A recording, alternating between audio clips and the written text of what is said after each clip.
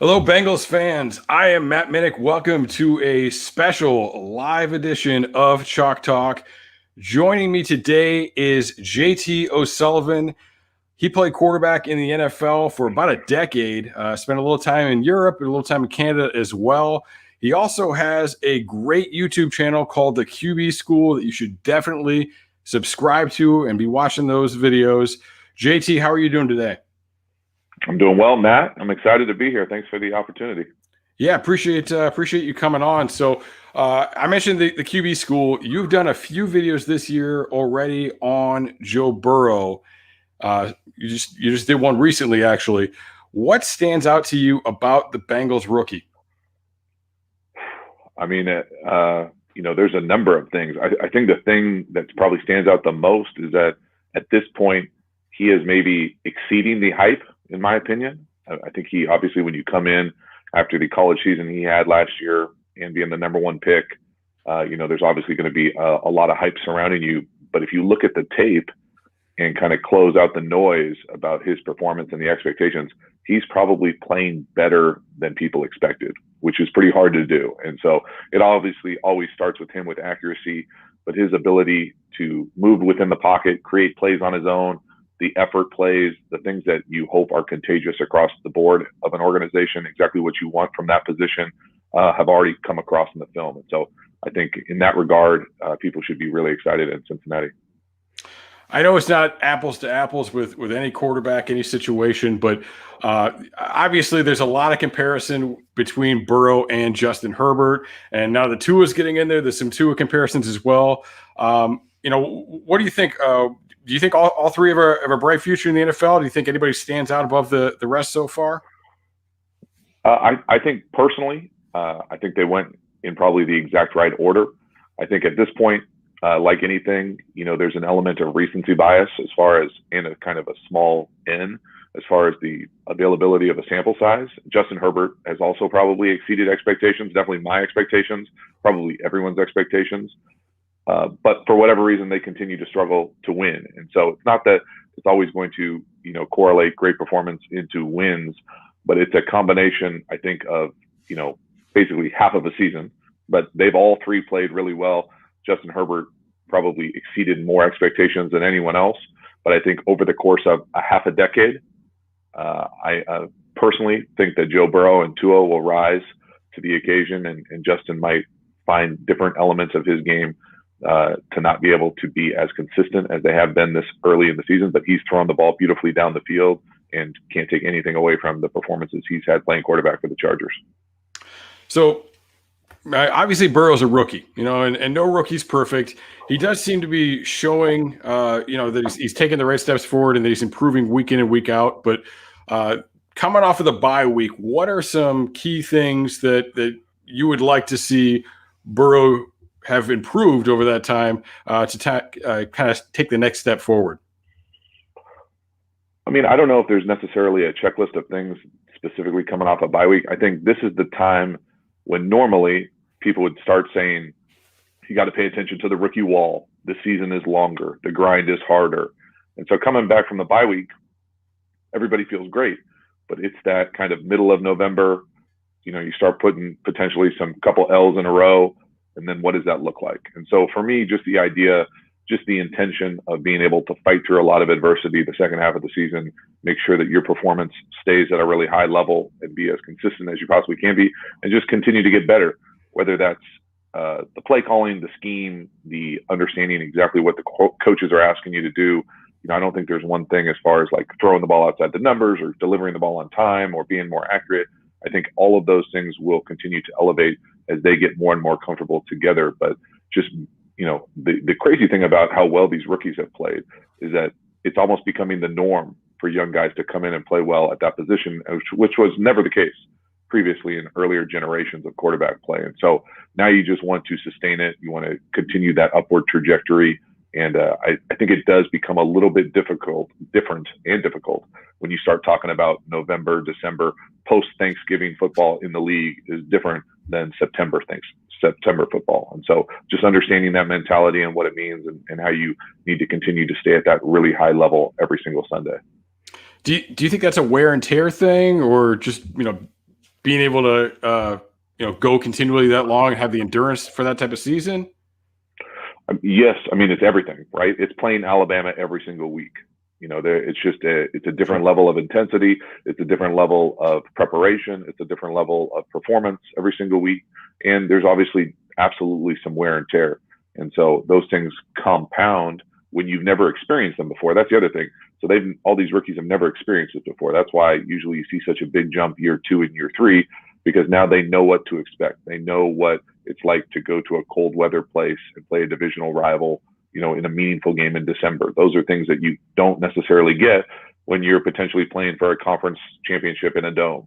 So just little things like that are different, that once you experience it, you all of a sudden, aren't shocked or unsettled by that uncertainty. So one concern that I have a little bit with Burrow is he's got a lot of fumbles on the year. And I'm just going to show a few clips here. Sometimes he fumbles when he's hitting the pocket. We've seen him scramble and fumble, trying to throw and fumble. Do you think that's something that Bengals fans should be concerned about? I mean, yes. I think anytime the ball security element is a question, it causes some concern. I think it's a combination of things. It's a combination of understanding the clock, as far as the play clock in your head, how much time you have within the pocket. It's a combination of the offensive line continuing to fight and understand that he can create back there and wiggle out of some of those plays that you want him to do and continue to fight. And then there's an element of knowing when is enough and getting down, protecting the ball, but as far as his mechanics within the pocket, I think he's as good as they come as far as 2 hands on the ball, all those things that he does already really well. And so it's just about putting all those things together and knowing what the speed of the game is within the pocket on a Sunday. All right, and I've got to ask this question. It's probably silly, but you played the position I didn't. Burrow, one of the criticisms of him coming out was his hand size. Could that be a factor in fumbling? I mean, anything could be a factor in fumbling. I mean, obviously, if you're, Kawhi Leonard is probably going to be a little bit more secure with the ball than a guy who doesn't necessarily have a massive hand. But do I think it's the leading variable? No, absolutely not. I think it's a combination of just understanding the size of the defensive lineman, the speed at which they play, the time within the pocket, and then just being able to have that little nuance to be able to protect the ball a little bit better when those really crucial moments arise. And so I personally don't think it's a cause for concern for Joe Burrow. I personally like the way that he, fundamentally protects the ball with 2 hands on the ball, slides in the pocket consistently. I think it will get better and better. And it's a combination also of being intentional with it. Again, he's never experienced this on an every single week basis, and I imagine it will continue to get better and better. All right, so I've got you here. So obviously we should watch a little bit of film since you've got. I mean, I'd say arguably, but I don't even know if it's arguably the best film breakdown YouTube channel out there. So we'll start here. This is against the Ravens, and maybe this is the first time when Burrow showed a little bit where he looked like a rookie. Is this a situation where he should be checking the protection to take better care of himself with a blitz like this? What's the down and distance? What's the game situation here? I believe this was a third. I believe this was a third and long. We've got Mixon here. He appears to be going 1-2 on this side, and then the center comes to the offense's left as well. So they've got 4 guys to block over here, and they've got 2 for 3 on the right-hand side. Yeah, I mean, one more time, please. Obviously, when they have an extra guy go through like that, you would imagine that the back probably shouldn't be getting out on a check down. He should probably be going all the way to the B gap. But without being in the room, without knowing what exactly the back's pass pro responsibility is, you don't know what it is. I can just tell you that very rarely does a back get out on a check down when a linebacker or DB type is running free in the B gap. And so, the back needs to probably block the right guy, was what I would say. So no, okay. It has nothing to do with Burrow, in my opinion. Okay, so probably in the right protection. If Giovanni Bernard's in there with his pass blocking skill set, he's probably taking care of it. Now this was a couple weeks later, and this is another excuse me. This is actually a first down, I believe. And you can see that the Browns are showing a pressure here. Like again, like you said, you're not in the room, but shifting both those guys into the backfield, do you believe that this is something that Burrow is checking to take care of this blitz? I mean, it certainly could be. I don't necessarily, every team has there's always a few different options on how you want to handle the blitz. I think fewer teams probably shift multiple people in to protect, but it certainly looks like that's what they're trying to do here. And I mean, it seems like it's sound enough. Do they complete the ball? They do. Yeah, I mean, so we've got AJ Green down here on the comeback. Yeah, it certainly looks like they're checking to something. I think football has evolved away from this a little bit, but it certainly is an option if you're going to get a significant amount of pressure. Okay. And then now when you're doing that, when you're checking protections, are you generally checking the routes as well? Is it an audible for the entire play usually, or is it, or it seems just audible the protection? It's either or. It really depends. I mean, if you're going to drive what technically is, to me, this is a comeback down here to the bottom of the screen, you're probably not going to check to a comeback versus pressure like this. This is probably just a protection check, and he's going to. Is it a comeback or a back shoulder? It looks like more of a back shoulder-ish. Yeah, it is just a back shoulder, actually. Yep. Yeah, I mean, he could be checking the entire thing. I would doubt it. To me, this is just like a variation of a drive concept of a shallow cross, and they run a kind of a go route or a clear down here to the bottom, and he likes the matchup and he takes it. I mean, this to me is more Joe Burrow's accuracy than anything else. I would love to see him continue to work, more of these types of things. He does this so naturally well with his accuracy, timing, and if he's making protection checks, that makes it even better. Absolutely. And that's something that we saw a lot of him doing this sort of thing and making sort of throws in college on these back shoulders. And, first couple of weeks, it was like, where are the back shoulders? Where are the back shoulders? We are starting to see more of them. Now, obviously, you've been in a lot of different offenses. You've worked with a lot of different offensive coordinators. So I'm sure everybody does things a little bit differently. But we have that back shoulder route. And then later in the same game, again, we've got a back shoulder throw, but the receiver doesn't cut it off. So could you talk a little bit about what the receiver and the quarterback in general are looking at when they're making this sort of adjustment on the fly? Yeah, I mean, a back shoulder can be a bunch of different things. In essence, when you're throwing these, you're basically trying to see if the wide receiver does not get on top of the DB, you basically want to throw it right at him, kind of a little bit behind him, just what it sounds like, back shoulder. You throw it right at him, leave it high, and that's what you're trying to do. But if the wide receiver stacks or it gets parallel or it's going to run past the DB type, then you want to throw this more down the field. And so to me, this is a bit of a tweener. This is a little bit, to me, of the corner guessing and getting right here. The corner makes a nice play. The previous back shoulder, I would make the argument that corner played the coverage terribly, and he should never get beat outside like that when he's got inside.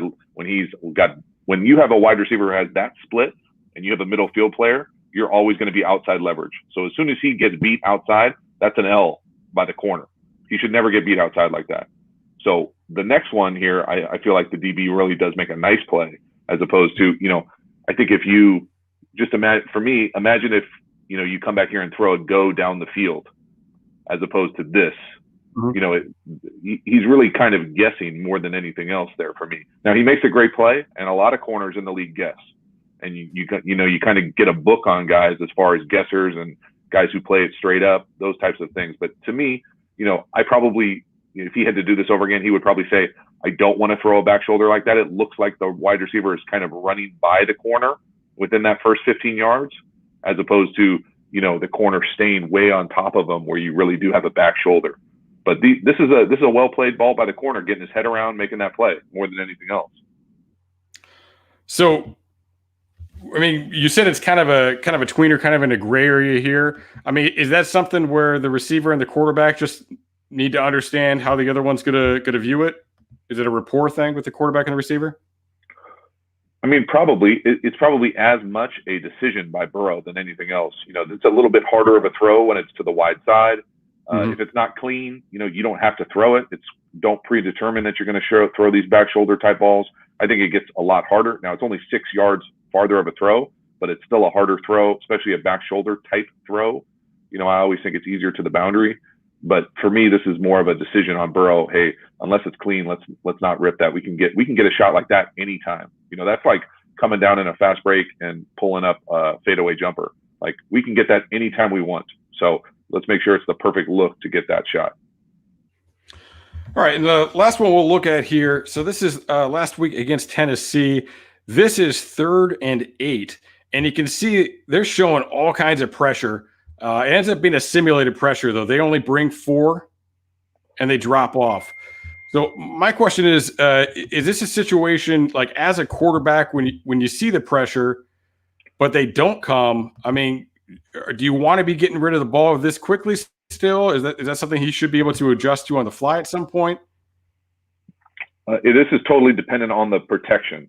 So okay. If there are protections that allow you to be multiple as far as how they can pick up certain things, then yes, absolutely. If there are ones where it's man and you've got a guy and you're hot off a guy, there's nothing you can do. For me, go back one more time and pause it. Pause it. To the tight, please. Okay. So what is it? A 6-man protection? They got double A gap. And I mean, basically on these types of protections, you're looking to get 2 on the back. So if they bring 2 to the back, you're going to have to be hot. If they don't bring 2 to the back, you should be fine. And so let's see what they do at the center and the 34. So right there, he's fine. But his eyes look like he's looking to the left. Mm-hmm. So, I mean, it looks like he kind of predetermined what he was going to do with the ball. What is the combination here? Just a flat slant? Yes, we have flat slant here, and we got double slants up top. Yeah, so, I mean, to me, this could be a predetermined, like, hey, if I'm getting pressure from the right, there's nobody on the flat, which is a thing that people will do at a high level. I think if you were talking about this in a mini camp situation where we're just talking about, are we blocked up, are we not, we'd probably want to be, it's really 6-1, half dozen to the other, right? Because it's 3 deep, 4 under. So really you're going to take the best matchup, best look side. Probably the best look slide is the flat slant here. Normally you'd probably read this play away from rotation, but really it doesn't matter. When the guy's coming from that far deep, the safety, it's really not 4 under, 3 deep. It's really, 3 under, 1 in the middle, 3 deep. And so I think he plays it well here. I think he gets a little bit lucky as far as predetermining where he goes, but if he saw that pressure and just got the flat out, it's a great play. So, speaking of it being a great play, I mean, this is an awesome play from Tate here. This is 3rd and 8. I mean, and they get there in time, and he's a big dude. He's doing big dude stuff and reaching forward, not getting knocked back, and he gets this first down. That's one thing I think a lot of fans, when they see a route on 3rd down that's short of the marker, people don't like it. What are your views on going to this route in a 3rd and 8 situation? All you do as a quarterback is play the play. And so if the coordinator or play caller wants balls to go past the first down marker, they need to call concepts that do that. For me, this is the exact right decision. The other element for me is, would they have gone for it on 4th and short here? I know how I roll as a high school head coach, so that changes my play calling on 3rd in this area. And so, all of a sudden it becomes a little bit smarter of a decision if he gets catch and tackle there. Now it's 4th and 1. Now are we going for it? Those types of questions probably come into play when they're trying to make those types of calls. But all you can do is play the play that's called. You're not trying to force balls that are not there. I think a lot of teams actually run. I personally loved it when I was playing. I think it's kind of slowly come back into the league as far as 3rd and medium to long, just calling slants and having a chance to get a catch and fall forward for a first down. You see it more and more across the league. Aaron Rodgers has been doing it forever. And so things like that, especially for a young quarterback, he's probably played that play. That's a West Coast staple. I actually have a whole video just on that concept, Dragon Lion. And so it's a staple across the league. He's probably played it since he was in high school on 7-on-7 tournaments. And so just giving him comfortable stuff that he can get the ball out quickly, because that could turn ugly really quickly if you get double mugged, you get hot, all of a sudden you get smoked on a 3rd and long. Now you got all sorts of issues. And so I like getting the ball out quickly. I like being decisive, even if it's not, technically exactly where it might go all the time. I think that worked out perfectly. So, personnel wise, you've been watching some Burrow. Obviously, Tyler Boyd has been getting it done all year. T. Higgins really emerging recently. Auden Tate just had a great week. AJ Green has had a couple of really good weeks recently. Do you think that the Bengals have the weapons that they need to take full advantage of Burrow? I honestly probably don't know enough about their personnel. Okay. I think that for whatever reason, the little film that I've watched, AJ Green, hasn't seemed as engaged as I would probably expect. And for whatever reason, whatever that looks like, I would be interested in that relationship within the building, whether, it's the feeling like he's getting enough love with targets or touches or what, or just out of his comfort zone from what he's known his entire career. But besides for that, it sure seems like they've got some guys on the perimeter. It would continue, for me, always about protecting the quarterback, those types of things probably first and foremost, and then the perimeter players after that. So you had a long NFL career, played with a lot of different teams, but this is a Bengals podcast, so I want to talk to you about 2009. You spent 1 year with the Bengals, and what's very interesting about that year, it is the only time this century that the Bengals swept the Steelers. The Bengals and Steelers playing this weekend for the first time of the year. What was that rivalry like from inside? I know you've been a part of, you've been on both sides of the Vikings and Packers and Bears. Like, what was that rivalry like as a player? We might have swept the division that year, to be honest with you, if I remember correctly. I mean, obviously they've been a great organization for a really long time. I think it was fun for the players. I think there was a rivalry between Carson and Ben that helped, the quarterback room. I think that I want to say when we went to Pittsburgh that year, we got a big kickoff return also. So we probably, get a free 7 points. That regard helps your percentages to win, probability, all those things. And then it was just, that team was really fun. It really was for me. It was probably one of the more fun teams I was part of across my career. A lot of people just pulling in the right direction, and a lot of good dudes on that team. And we enjoyed each other, and things went our way for the majority of the regular season. And it was fun to be a part of. That division is really like, it's been the cream of the crop for a long time. And the Steeler rivalry, the Ravens rivalry, those games were a lot of fun to be a part of. And it was fun to get the better of them that year. So I know you were just with the Bengals for a year. Prior to that game, they hadn't beaten. They got swept by the Steelers the previous 2 years, and then you come out and you beat the Steelers twice. Right now, the Bengals are going to the Steelers week again, and they have not had a win against Pittsburgh since 2015. Now, NFL teams are always changing. There's always a lot of turnover. Is that something that you're aware of as a player in the locker room? Yes and no. I think it's probably mentioned, early in the process. It depends really. That team meaning the team I was on with Marvin, it probably was mentioned a little bit just because they have history. The group that's there now, I don't think of them necessarily as having been there quite as long to have those types of built up rivalries and relationships against other coaches and other players. And that team seems pretty young. But like, do I think, Joe Burrow probably has an understanding of it just from being an Ohio guy, but has he watched every single Steelers Bengals game over the last 5 years? Probably not. Those types of things I don't think resonate. And once the whistle blows on Sunday, really, it's not a huge deal for many of the players. I think it would kind of bum out the fans a little bit to realize that those games, besides for certain guys that have been there a really long time that really do dislike one another, which absolutely happens in a division. It's not quite as animated and animosity as people think. Again, my guest today, JT O'Sullivan. He does some great video breakdowns. Definitely subscribe to his YouTube channel, the QB School, excuse me. So great videos, a couple on Burrow. I'm sure you've got actually a playlist for Mahomes and Rodgers. So hoping over the next year or so we get a playlist for Burrow as he keeps producing. You also do some courses. Can you tell me a little bit about the courses? Yeah, no, I appreciate the support, the kind words for the channel. I have a lot of fun with the channel. I really do. I'm kind of remaking the playlist. So Joe Burrow should have a playlist. If he doesn't, it's strictly user error on my part. As I get a phone call. Sorry about that. The courses have actually been the kind of evolution over what's been going on with the channel the last year.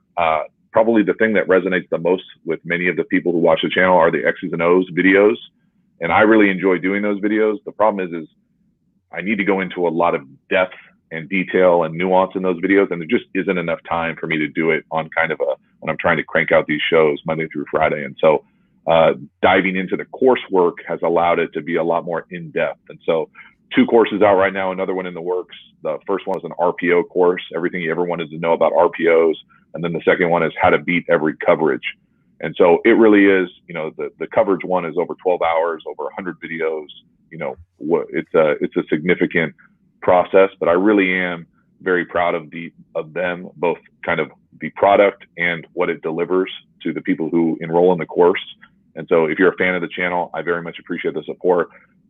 You can check it out. Most of my videos have a link about a tool, a QB School tool that kind of goes through how to break down every one of those coverages, and then that's kind of a sampler of what the course is like. So I appreciate the help with the support in the channel, and getting close to 100,000 subscribers. Got to come up with some sort of like cool idea for that video, but it should be fun. I'm having fun with this. Yeah, there's some great stuff there, and there are specific player breakdowns, but then there's also things like identifying the mic, what that means. Why different teams use certain cadences. So I don't know, a lot of these things that some people, like, you watch football for years and you might have never thought about. There's a lot going on there, and so there's some great videos on all of those topics. Definitely recommend that you check that out. And there is a link if you're coming to us through the Cincy Jungle article. There is a link in there to the courses, so you can check those out as well. So Bengals fans, I appreciate you checking out this video today. JT, it was great having you. Really, really appreciate the insight. We will be back here, and I mean me, myself and John Shearer will be back here live at 8 Eastern tonight, breaking down the Bengals rookies. So be sure to check that out. And once again, my guest, JT O'Sullivan, thank you for joining us. Who day?